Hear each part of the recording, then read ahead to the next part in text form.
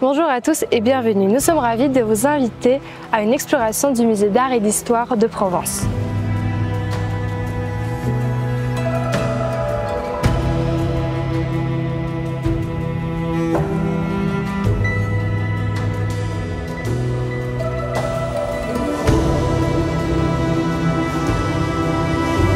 Les musées ont un rôle essentiel dans la conservation du patrimoine. Ce sont des lieux où se mêlent expertise et passion.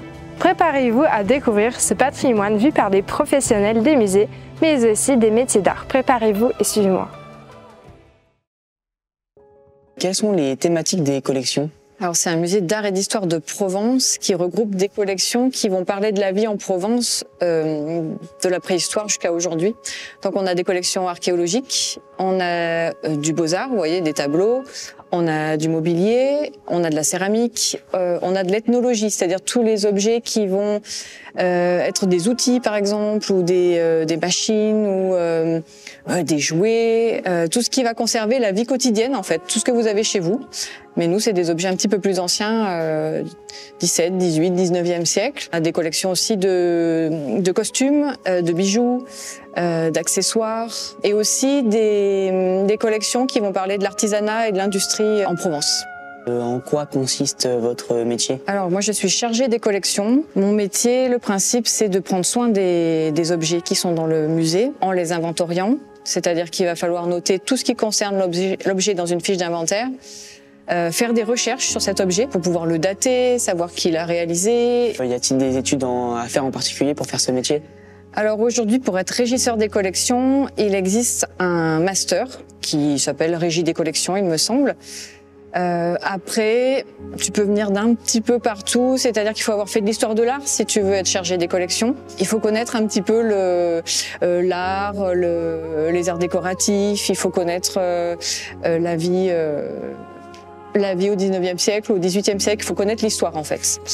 Voilà. Après, il existe d'autres métiers dans le musée qui impliquent des études moins longues, par exemple, ou d'autres études. Comment se passe une journée type dans votre milieu ? Alors, une journée type, pour moi, il n'y en a pas. Elle va être très variable. Soit on va être derrière le bureau et on va faire de l'inventaire, on va saisir des données, ranger des photos, ou on va être au centre de documentation, à lire des livres et à faire des recherches sur les objets, ou on est dans les réserves et on va ranger les objets, inscrire le numéro d'inventaire sur l'objet, le ranger, l'emballer, ou on va être dans le musée pour déplacer les objets pour les montages et démontages d'exposition. Quelles sont les qualités pour faire ce métier ? Alors, les qualités, il y en a plusieurs. Il faut être avant tout minutieux. Vous l'avez vu, on manipule des objets qui sont parfois très fragiles. Donc, il faut faire très attention. Il ne faut pas être maladroit. On a le droit de l'être, mais en dehors du musée. Il faut être très rigoureux aussi, parce qu'il y a énormément d'objets dans le musée et il ne faut pas faire d'erreur. Donc, inscrire le bon numéro d'inventaire sur le bon objet et ne pas se tromper. Est-ce que vous aimez votre métier ? Moi, j'adore.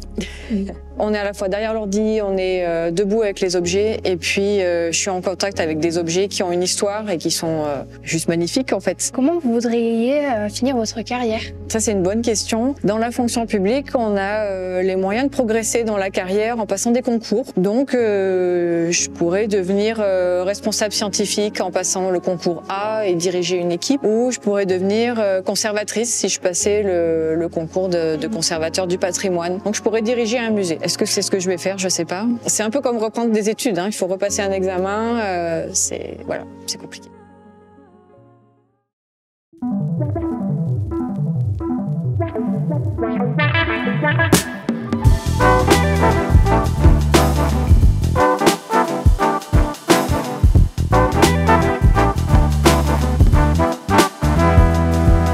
Comment vous appelez-vous déjà ? David Jeunet. Et vous travaillez dans quoi ? Je suis dirigeant d'une chaudronnerie. À quoi sert le métier en soi ?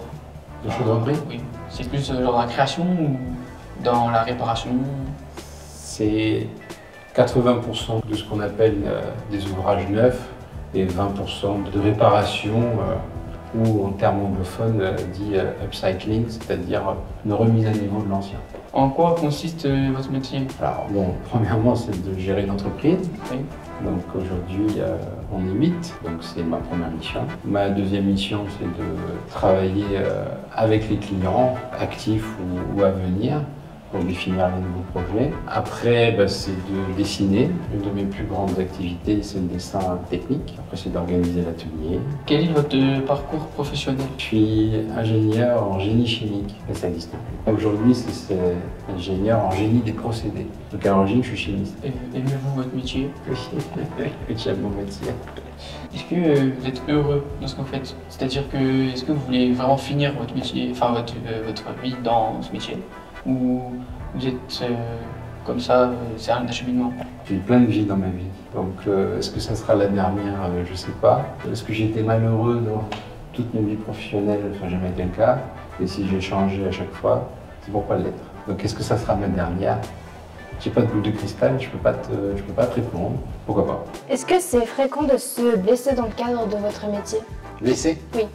Alors c'est un métier dangereux, du fait des machines qu'on peut utiliser, du fait des manipulations que l'on peut faire. Je vais me faire engueuler, mais on s'en fout. Je touche du bois, mais ça fait 2 ans que depuis que j'ai ouvert la société, on n'a pas eu d'accident.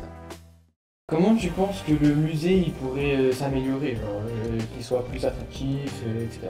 Moins surcharger les pièces avec des œuvres, faire des thèmes plus précis. Par exemple, faire des pièces avec plusieurs tableaux qui représentent la même chose, genre des paysages ou des trucs comme ça. Et toi? En vrai, faire une activité avec des enfants, genre une pièce dédiée que les œuvres des enfants. Faire une pièce avec que des œuvres que les gens ont fait.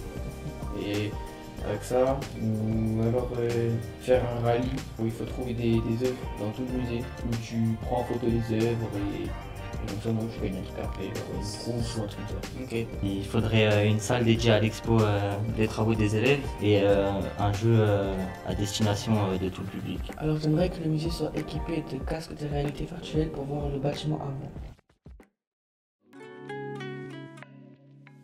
En quoi consiste votre métier? Alors mon métier consiste en fait au montage d'expositions, que ce soit autant au MIP, au MAP et sur plusieurs sites. Je travaille autant à l'extérieur qu'à l'intérieur, dans le jardin du MIP qui se trouve à Montsartou et dans les musées des Grâces.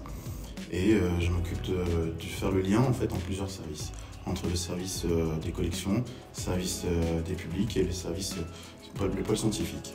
D'accord. Et quel est votre parcours professionnel? Alors mon parcours professionnel est très atypique. Je viens d'un bac général, bac littéraire.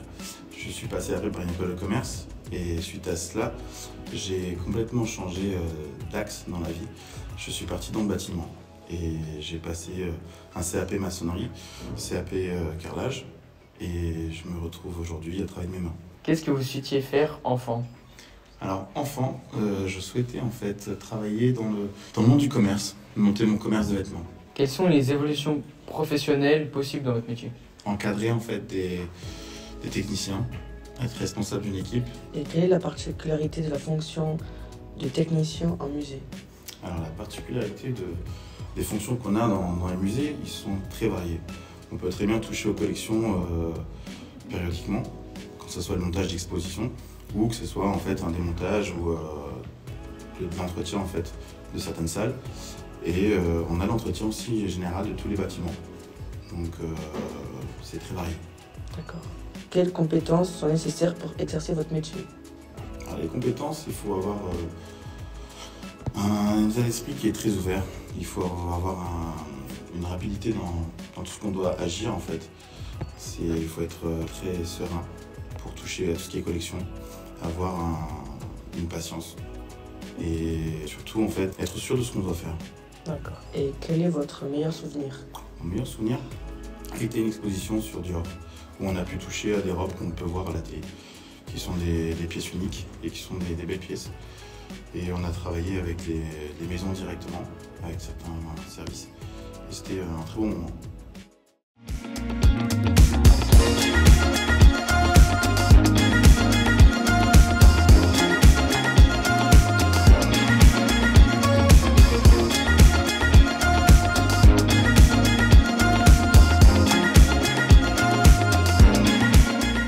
Bonjour, je m'appelle Ryan. Et vous, quel est votre métier? Alors moi je m'appelle Nathalie Pichon. Puccioni, je suis enseignante au lycée Léonard de Vinci à Antibes et j'enseigne en céramique. Qu'est-ce qui vous a poussé à devenir céramiste et comment avez-vous commencé dans ce domaine? Alors, je ne suis pas vraiment céramiste. Moi, j'ai une formation aux Beaux-Arts et je suis plasticienne. Donc, la terre, c'est un de mes médiums, mais pas que. Quelles sont les étapes de réalisation d'une poterie? Alors, ça dépend des terres, ça dépend de la technique que l'on utilise, mais d'une manière générale, on a toujours le façonnage, le traitement de surface, avant ou après cuisson, et ensuite la dernière cuisson qui rend la pièce imperméable, donc fonctionnelle. En tout cas en ce qui concerne la faïence. Quelles sont les évolutions professionnelles possibles? En tant que céramiste, oui. Il y a plusieurs possibilités. Vous pouvez, une fois que vous avez le brevet de métier d'art, vous pouvez vous installer. Nous avons un céramiste qui s'est installé à Biot et qui marche très très bien. Vous pouvez continuer en DNMA, en post-bac. Vous avez d'autres parcours, vous pouvez aller en design, aller en fac. Ça dépend vraiment de vous. Il faut être très motivé et avoir envie de réussir. Est-ce que vous avez encore des choses à apprendre? On a toujours des choses à apprendre et j'espère bien. Tout le temps, quand on est passionné par son métier, on apprend tous les jours. Et en céramique, on apprend tous les jours parce que même si on pense savoir, en fait, on ne sait pas. Parce qu'on cherche tout le temps. On est des grands chercheurs parce que la Terre, elle est vivante. Et même si on a déjà expérimenté une technique plusieurs fois, on peut très bien ouvrir le four et avoir de très mauvaises surprises et être obligé de revenir sur son travail et de réexpérimenter d'autres façons de faire pour aboutir à un résultat satisfaisant. Donc on apprend tous les jours. Quel est votre meilleur souvenir? Ah, le meilleur souvenir, c'est quand je vous vois réussir. C'est ça le meilleur souvenir en fait. Et quel est votre pire souvenir? Ah, dans la céramique, c'est très difficile. Voilà, c'est un métier très difficile où il faut vraiment prendre sur soi parce qu'on peut passer des heures sur une pièce et puis quand on ouvre le four, le passage au feu est terrible parce qu'on peut être agréablement surpris mais quand on trouve tout cassé, c'est terrible. C'est des heures et des heures de travail qui s'envolent. Y a-t-il des techniques spécifiques que vous préférez utiliser dans votre travail? Alors moi je suis issue vraiment de la décoration plus que du façonnage et du tournage. Donc évidemment, je préfère décorer. Nous espérons que votre immersion au MAP a été inspirante et enrichissante. Et n'oubliez pas, derrière chaque œuvre se cache une histoire et derrière chaque métier, une passion.